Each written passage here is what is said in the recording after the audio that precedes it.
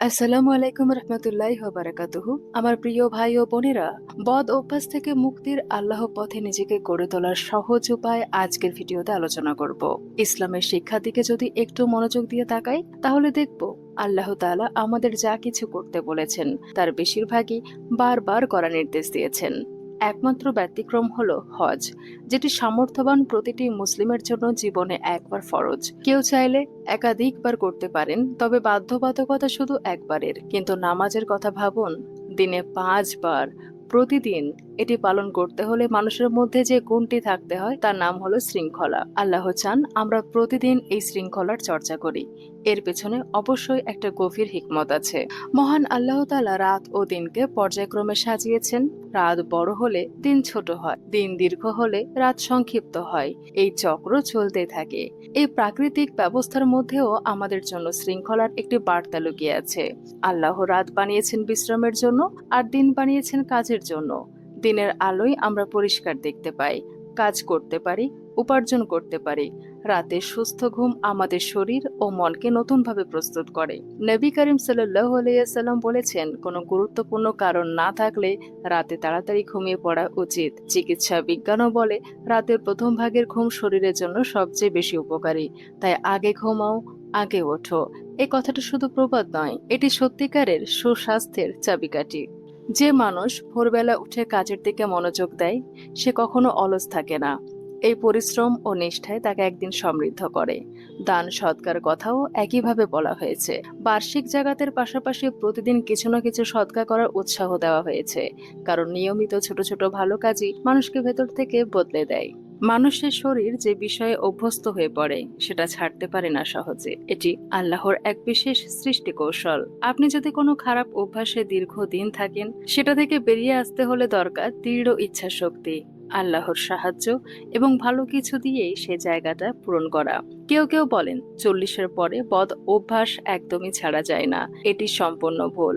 যে কোনো বয়সে যে কোনো অভ্যাস পরিবর্তন সম্ভব, যদি মানুষের সংকল্প সত্যিকারের হয় এবং সে আল্লাহর দরবারে সাহায্য চায়। তবে শুধু ছেড়ে দিলেই হবে না, পরিবর্তন করতে হবে পুরো পরিবেশ। হয়তো বন্ধু পরিবর্তন করতে হবে, এলাকা বদলাতে হবে, ফোন নম্বর পর্যন্ত বদলাতে হতে পারে। খারাপ অভ্যাসের উৎস খুঁজে বের করুন। সেটা কি বন্ধু, পাড়া, ইন্টারনেট? উৎসগুলো যদি আপনি চিহ্নিত করতে পারেন, সমাধানের পথ সহজ হয়ে যায়। আর প্রিয় ভাই ও বোনেরা, অনেক সময় আমাদের খারাপ অভ্যাস থাকে কারণ আমাদের চারপাশের মানুষেরা সেটাকে স্বাভাবিক মনে করে। আরে, একটু বসো, কি এমন ক্ষতি? এই ধরনের কথা দিয়ে শুরু হয়। কিন্তু শয়তানও ঠিক এইভাবেই ফাঁদ পাতে। যেমন ইঁদুর ধরার ফাঁদে কি দেওয়া হয়? পনির। একটু ভালো জিনিস, ইঁদুর একটু একটু করে কাছে আসে। এক পর্যায়ে লোভে পড়ে সে বেশি কামড় দেয় আর ধরা পড়ে যায়।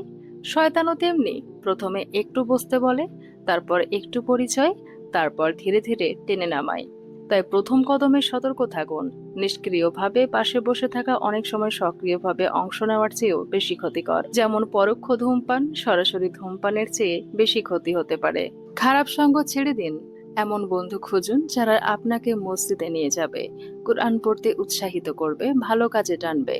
আলহামদুলিল্লাহ, এখন মসজিদে আসার সুযোগ আছে, কিন্তু অনেকে এখন বাড়িতে থাকার অভ্যাসে আটকে গেছেন। ভাই ও বোনেরা, মসজিদে ফিরে আসুন। আপনার উপস্থিতি অন্যদেরও অনুপ্রাণিত করবে। যারা ফজরের নামাজের জন্য নিয়মিত উঠতে অভ্যস্ত, তারা জানেন একসময় অ্যালার্মের আগে চোখ খুলে যায়। এটা শরীরের ঘড়ি। আল্লাহ আমাদের শরীরকে এমন ভাবে তৈরি করেছেন যে সঠিক অভ্যাস একবার গড়ে উঠলে সেটা নিজেই চলতে থাকে। করোনা কালে ঘরে বসে থাকতে থাকতে অনেকে ফোন স্ক্রল করার অভ্যাসে আসক্ত হয়ে পড়েছেন। পৃথিবীতে কোটি কোটি মানুষ প্রতিদিন কিছু না কিছু পোস্ট করছে। স্ক্রল করতে থাকলে সারা জীবনেও শেষ হবে না। ফলে রাত গভীর হয়, ঘুম নষ্ট হয়, ফজর মিস হয়ে যায়। প্রতিদিন রাত 8টা এবং 9টার মধ্যে ফোন বন্ধ করে দিন। সকালে নির্দিষ্ট সময়ে চালু করুন। এটা কঠিন মনে হলেও অভ্যাস হয়ে গেলে সহজ হয়ে যাবে। এই পৃথিবীতে আমাদের সময় অত্যন্ত সীমিত। 1000 দিন, 5000 দিন, এর বেশি কতটুকুই বা পাবো? এই অল্প সময়ের মধ্যে বদ অভ্যাসে ডুবে থাকলে আল্লাহর কাছে কি নিয়ে যাব? সপ্তাহান্তে মানুষের সেবায় সময় দিন। গরিবদের সাহায্য করুন, এতিমদের পাশে দাঁড়ান, পরিষ্কার পরিচ্ছন্নতা অভিযানে যোগ দিন। যখন সমগ্রতের ভালো মানুষদের সাথে থাকবেন, তখন বুঝতে পারবেন জীবনের আসল আনন্দ কোথায়। মদ, নেশা, খারাপ ভাষা, রাগ এগুলো সবই পরিবর্তনযোগ্য, কিন্তু শুধু ছাড়লেই হবে না, বিকল্প দিতে হবে। কোরআন তেলাওয়াত শুরু করুন, আল্লাহর জিকির করুন, দরুদ পড়ুন, দোয়া করুন। নিজের জন্য একটি দৈনিক রুটিন তৈরি করুন। 10 মিনিট কোরআন, 10 মিনিট দরুদ, 10 মিনিট দোয়া, এটাই হোক আপনার নতুন অভ্যাস। আরেকটি গুরুত্বপূর্ণ বিষয়, আমরা কিভাবে কথা বলি। অশ্লীল ভাষা, গালিগালাজ, অপমানজনক কথাবার্তা এগুলো খুব খারাপ অভ্যাস। এই ভাষা আপনার সন্তানদের মধ্যে ছড়িয়ে পড়ে, পরবর্তী প্রজন্মে চলে যায়। যে মুখ দিয়ে শাহাদা পড়ি, সে মুখকে পবিত্র রাখুন। আমার প্রিয় ভাই ও বোনেরা, রাগ একটি বড় বদ অভ্যাস। ছোট ছোট বিষয়ে রেগে গেলে সম্পর্ক নষ্ট হয়, সমাজে বিভেদ তৈরি হয়। মতভেদ থাকতেই পারে, কিন্তু মতভেদ মানে অসম্মান নয়। আপনার ভাই বা বোন ভিন্ন মত পোষণ করলেও তাদের সম্মান করুন, ভালোবাসুন। নবী সাল্লাল্লাহু আলাইহি সাল্লাম বলেছেন, সেই আমলই সর্বোত্তম যা নিয়মিতভাবে করা হয়, পরিমাণে অল্প হলেও। ভূগোলে পড়েছিলাম, পাথরের উপর দিয়ে প্রতিদিন পানি পড়তে থাকলে এক সময় সেই শক্ত পাথরেও গর্ত হয়ে যায়। একইভাবে প্রতিদিন একটু একটু করে ইবাদত করলে একদিন জান্নাতের দরজা খুলে যাবে ইনশাআল্লাহ। প্রতিদিন এক আয়াত কোরআন পড়ুন, এই এক আয়াতই আপনার ইমানের পাথরে গভীর ছাপ ফেলবে। সুবহানাল্লাহ। হোঁচট খেলে হাল ছাড়বেন না।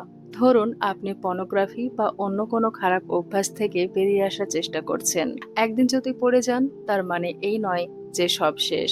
শয়তান চায় আপনি হতাশ হয়ে বলুন, আমার দ্বারা হবে না। এটাই তার সবচেয়ে বড় ফাঁদ।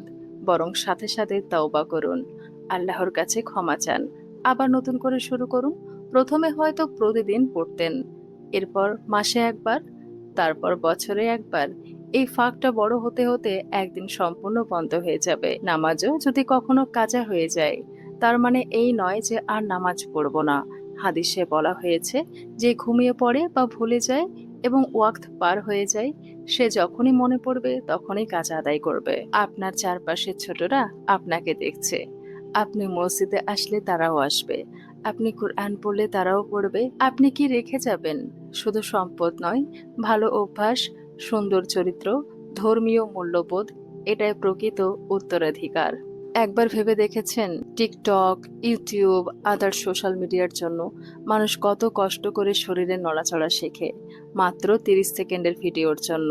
সেই পরিশ্রমের মাত্র 1% যদি কোরআনে শেখার পেছনে দেন, আপনি বিশ্বের সেরা কারীদের একজন হয়ে উঠতে পারেন। কারণ কোরআনের বিশেষত্ব হলো, আপনি তার দিকে এগিয়ে গেলে সেও আপনার দিকে ছুটে আসবে।